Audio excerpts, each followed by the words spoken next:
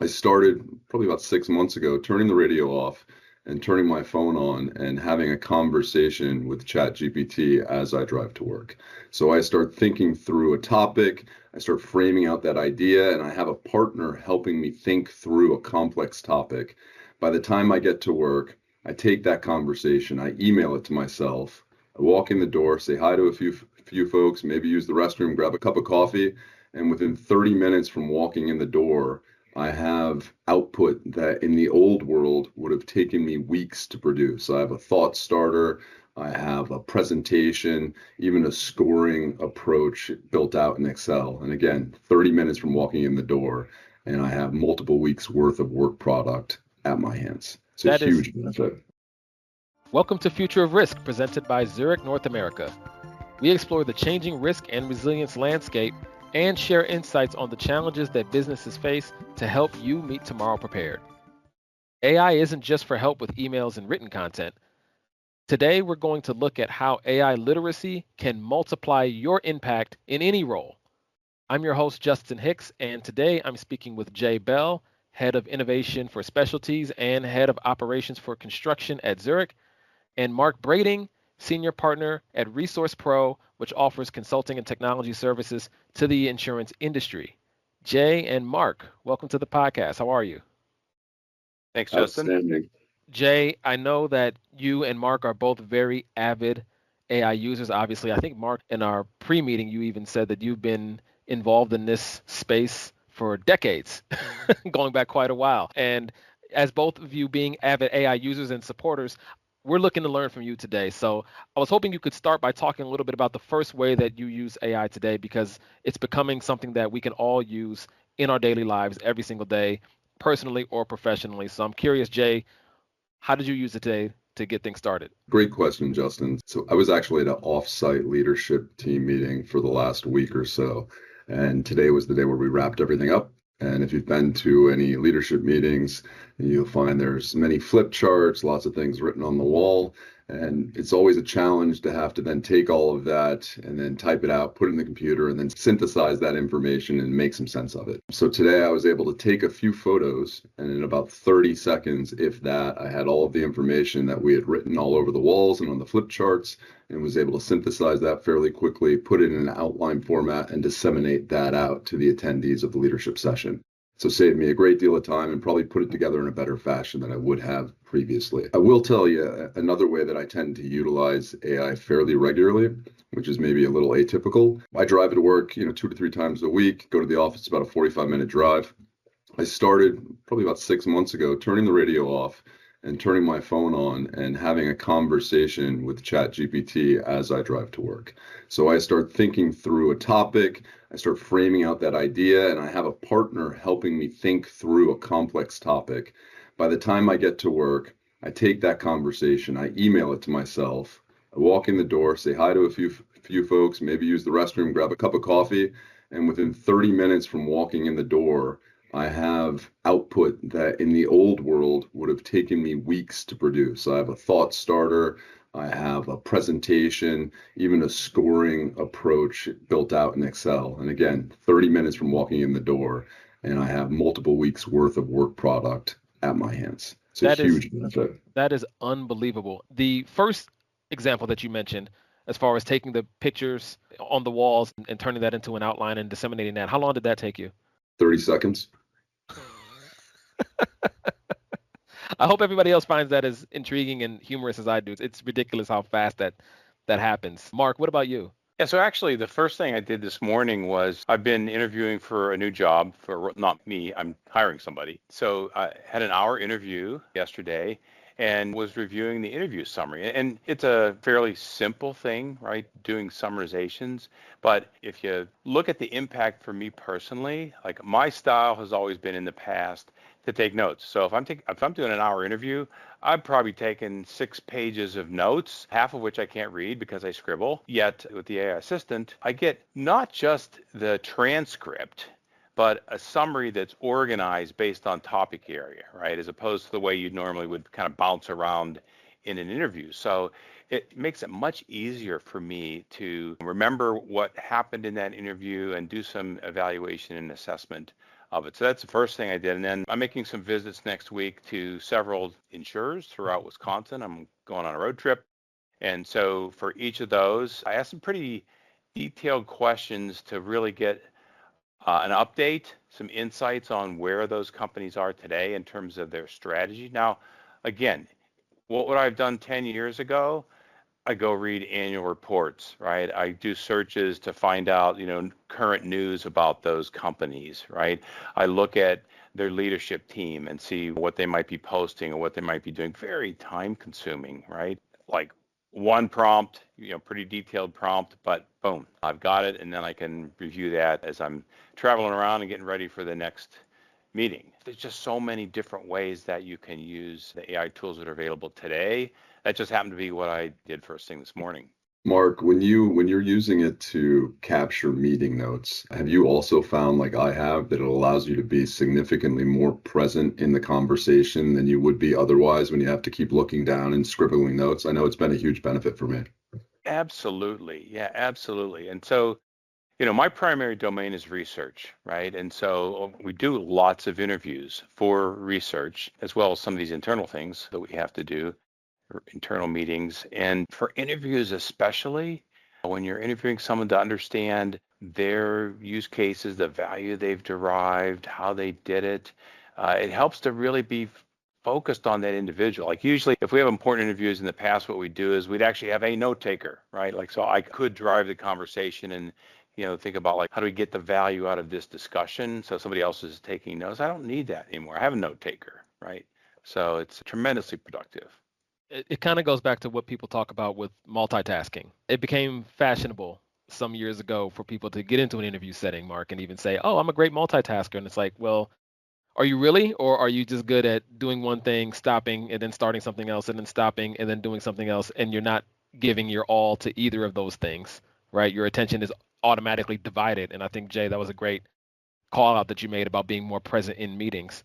Actually, I wanted to point out also that I've used AI myself in one of my team meetings that I help support for our leaders in our operations and technology space. I took the transcript from the meeting, dumped it into an AI tool, and it spit out a summary with highlights and all that stuff. I packaged that up, sent it off to people as a recap, and they loved it. So it's clear that there's benefits to be had all over the place, and that it's not really just a search engine, right? I think that's kind of maybe how people think of AI, and maybe we need to reshape some thinking around that. Wouldn't you say, Jay?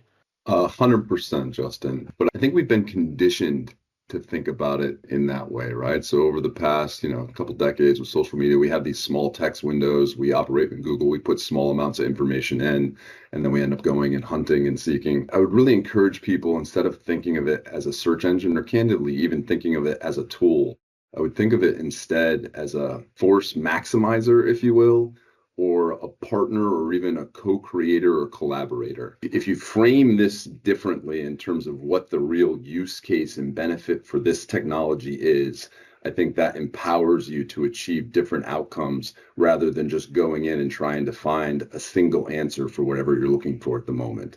Yeah, Justin and Jay, the way I think about it is beyond search engines.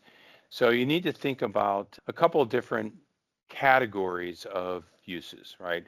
One is one that I call translations, right? So I have a number of text paragraphs and I want to translate that into a diagram, right? Or I have a diagram and I want to translate that into text paragraphs, right? So that's, one kind of simple usage that's quite valuable. Another is around analysis, right? Because, that's where the real value comes in, where you're not just automating something or not just summarizing something, but where you're actually asking the AI tool to do some analysis, give you some recommendations, give me the plan, and as you all know, I mean, you can ingest any kind of information that you have. It's a PowerPoint chart or it's a spreadsheet or a text, whatever it is, and ask for some analysis on that and summary and then some recommendations. You have to be thoughtful about how you ask for those, but you certainly can do that. And then the other is actually the content creation, right? Which was really the true essence of generative AI, right? It generates content. And there you have to be I think it depends on your domain, what your role is, right? So like in my role, because I write a lot of blogs, I do a lot of webinars, I write research reports, I write byline articles. I can tell by Uh, all the books behind you're pretty well versed in reading and writing, right?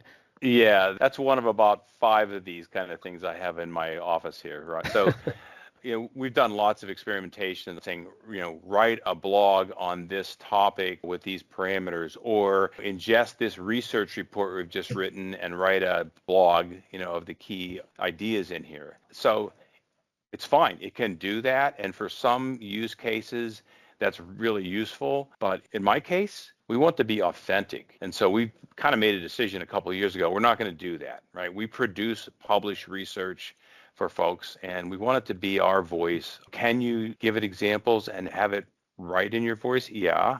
But I just am personally not as comfortable with that. But there's a lot of places where you just writing a long email or correspondence to a customer or something, that it's incredibly helpful to actually generate content. So I'm curious, when you get that help with the content creation or the analysis or the translations, you're saving a bundle of time. What are you able to then do with that time that's been freed up for you?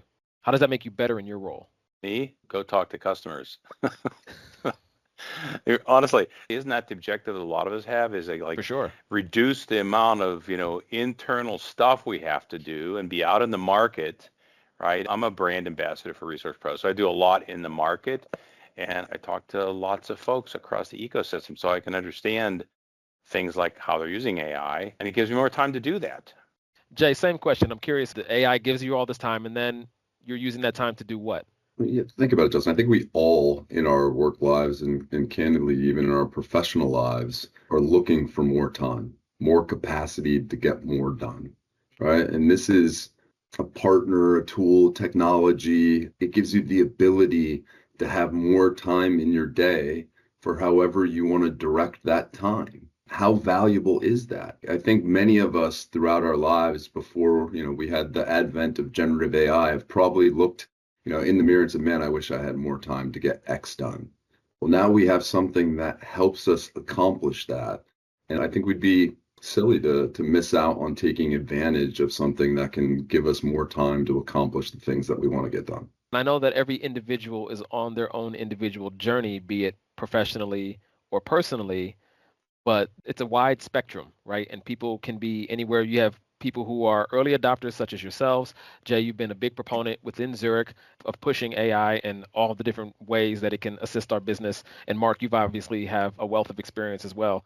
But how do you think leaders should then manage, as they figure out how to empower and guide employees to use AI? How should they do that? So, Justin, I love the question, particularly the part like how should leaders think about empowering and guiding employees? And I think that's key because I think too often when most leaders think about AI, they want the next shiny tool, right? So they're going to go out and grab a vendor that has a specific use case. They're going to inject that into a process and they want that immediate ROI. Don't get me wrong, that can absolutely work. But I think to really successfully utilize AI in any organization, you have to spend a good deal of time engaging in AI literacy and AI enablement. You have to meet people where they are, and you need a robust framework to educate people on what this technology is, what this technology isn't, what you can rely on out of this technology, what you need to validate from this technology, and then give people appropriate use cases and then just let them start to play and experiment. And then rather than improving that one process where you're going to get ROI, imagine now you empower 100 people to utilize this technology more effectively.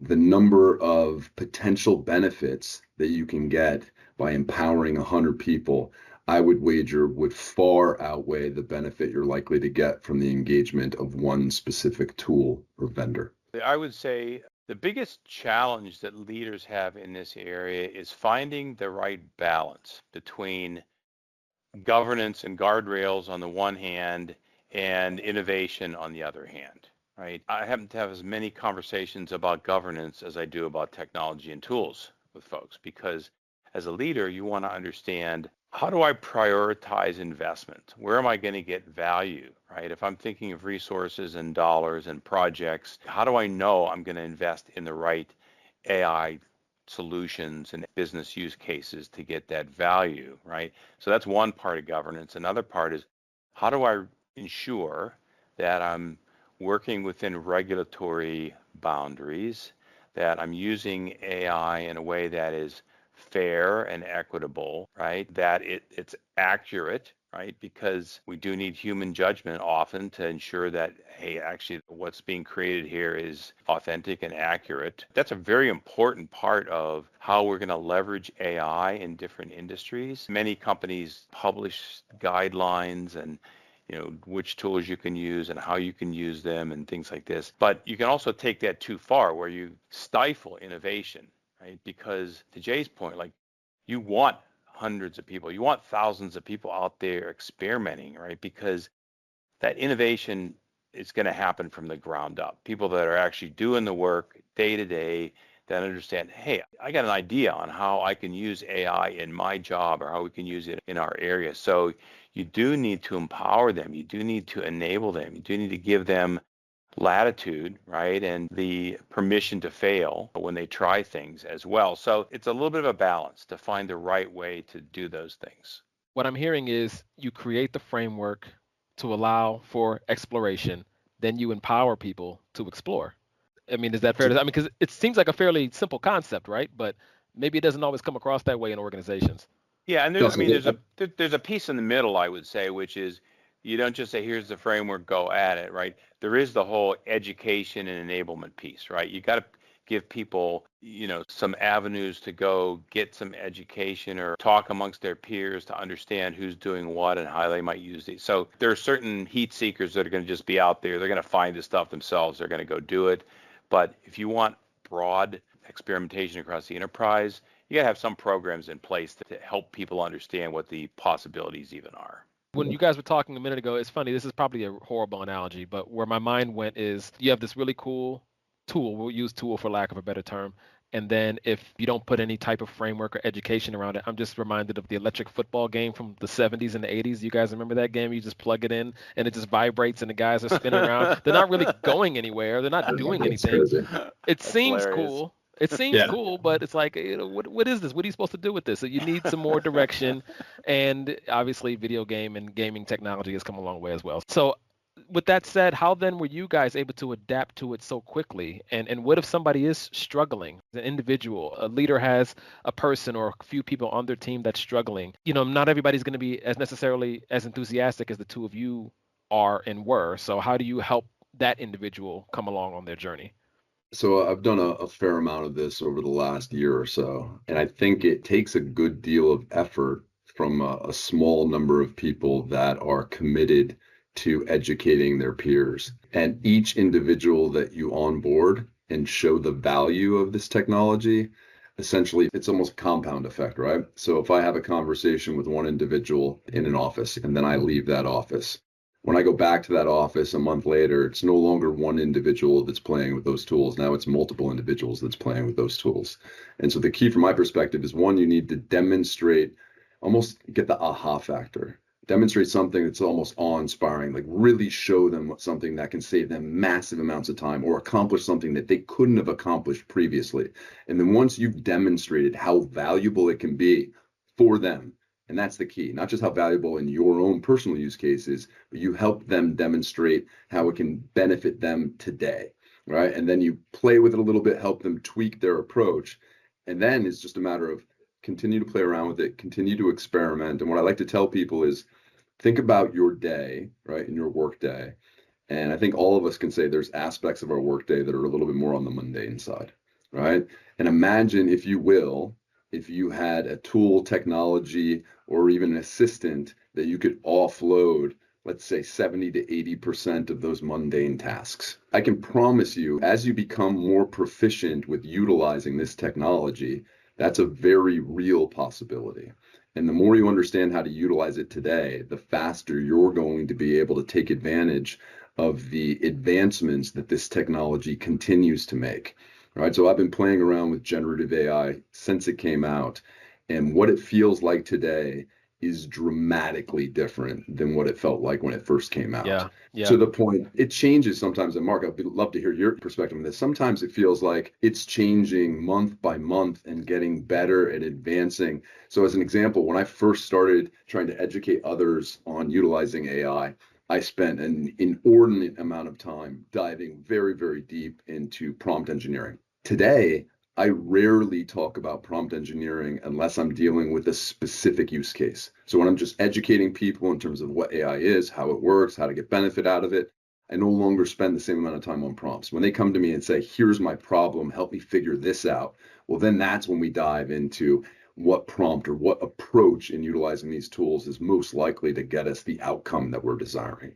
Yeah, I find that most people are, I don't want to say stuck, but they have their way of their normal processes, the way they do business, and it's just not natural for them to think about doing things in a different way. So what I try to do is just make suggestions, right? Hey, you know what? Here's a different way you could do this. You ought to try using Perplexity and ingesting this kind of data into it and asking this question and see if that helps you, right? And after you do that a couple of times, then people start doing it on their own. Oh, I see, right? And those are small, like one-on-one examples, but that works, right? Or you just show them what you've done, like, hey, by the way, I had a problem the other day and this is how I solved it, right? And it saved me an hour's worth of work, right?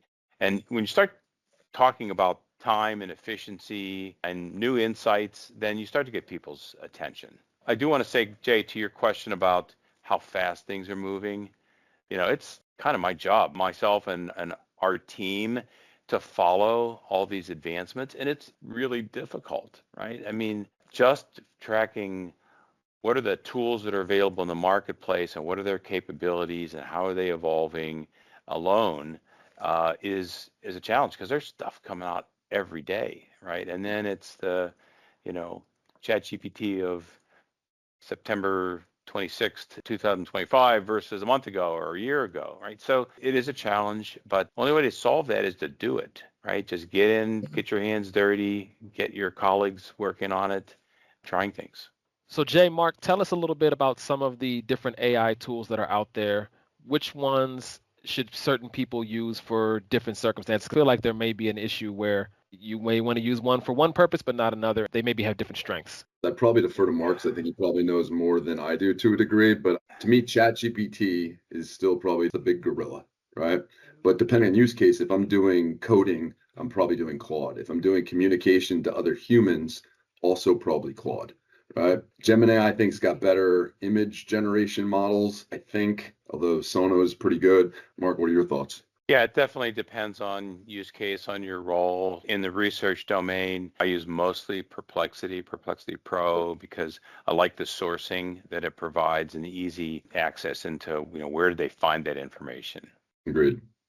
I was going to say that I feel like the pace issue could be something that prevents people from diving in at all because or maybe it just makes it more challenging for you guys to educate others because things are changing so quickly and because it requires so much time and effort and energy to learn something and then it's like, oh, okay, that's obsolete now or that's outdated now. Have you found it that you've been able to build on your knowledge efficiently, or has the technology been moving so quickly that sometimes you find yourself going back to the drawing board? I wouldn't say I've gone back to the drawing board. You just try to track things every day and try things and again work with your colleagues on that.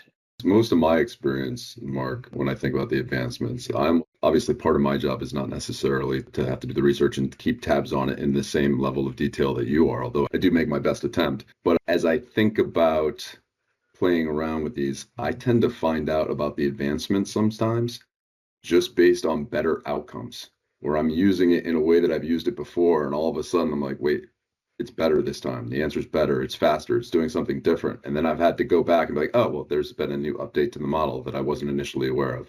That's been an interesting way to find out that something's been advanced just based on the fact that it works better for you. The other thing that I do is since we track, at least in the insurance industry, how are people using AI and different forms of AI, then it gives you the ideas, right? As you're every day seeing new examples of company A is doing this, company B is doing that, and here's the business results they're achieving from that, then it gives you that sense of what's possible and how you might apply that to your particular domain. So you guys, again, as I've pointed out many times, early adopters, knowing what you know now, is there anything that you would have done differently when you first began on your AI journey that maybe people could benefit from? 1000%, Justin, 1000%. I think I maybe give a little bit of insight to this in one of my earlier answers. So again, when I first started in this journey of trying to educate, my peers and others across Zurich, I spent a ton of time focusing on prompts. Now, really what I'm trying to get people to focus on is one, I tell people to take a step back, like think about intention, right? So what is it that we're trying to accomplish? The reality is that the vast majority of people that go to utilize these tools, their first use case is almost always speed, efficiency. They want to do something faster. And don't get me wrong, AI is a phenomenal technology to allow you to accomplish things more quickly. But I really encourage people to kind of focus on two themes. So the first theme is I want people to focus on outcomes versus speed. So I truly believe that if your intention in utilizing this technology is to achieve better outcomes versus just be faster, the speed will come naturally. And what it forces you to do is it forces you to continue to iterate. So if you're really focused on achieving outcomes better than you could have achieved without this technology, the only way that's going to happen is you continue to iterate. So you get something back, like that's not quite it. I need a little bit more of this. You get another version. That's not quite it. I need a little bit more of this. And you keep going until you reach an outcome that is better than you could have achieved otherwise. So for me, that's number one. Number two, this goes along with the iterating, is, context is king. So the more context that I can provide as a prompt, right, the better off I'm going to be.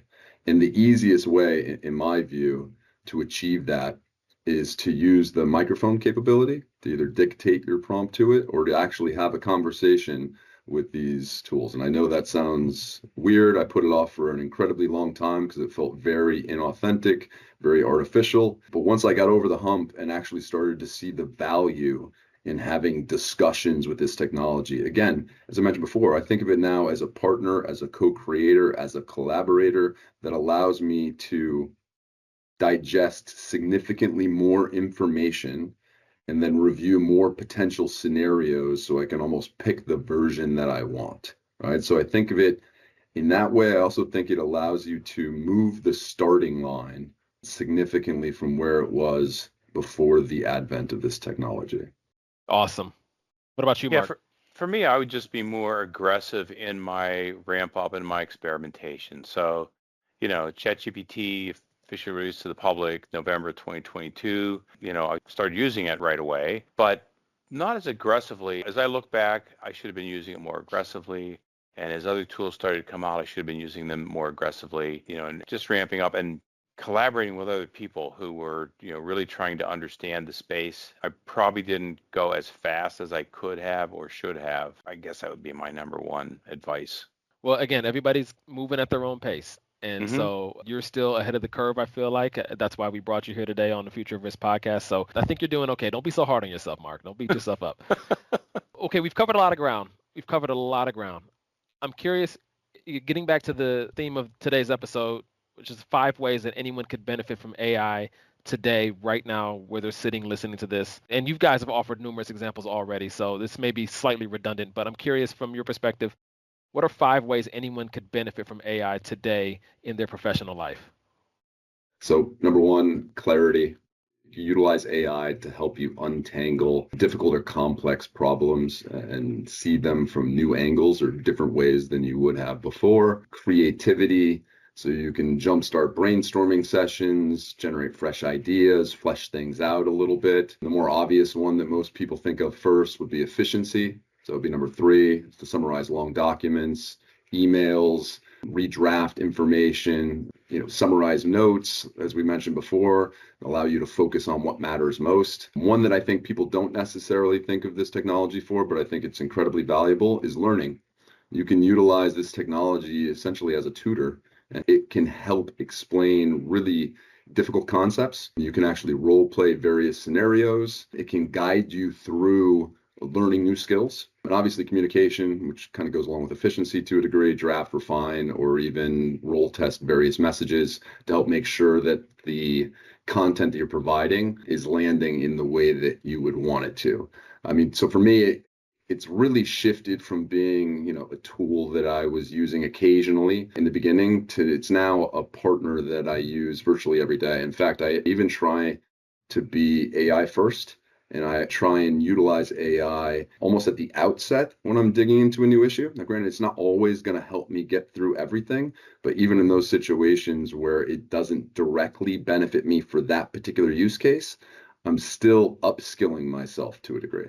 And then I'll throw in one bonus one because I think that was already 5. But the bonus one is, I think at the outset of the podcast, you mentioned my dual role. One of those roles, I'm fairly certain that the only reason that I got it is based on my early adoption and consistent advocacy of AI, particularly AI literacy and AI enablement.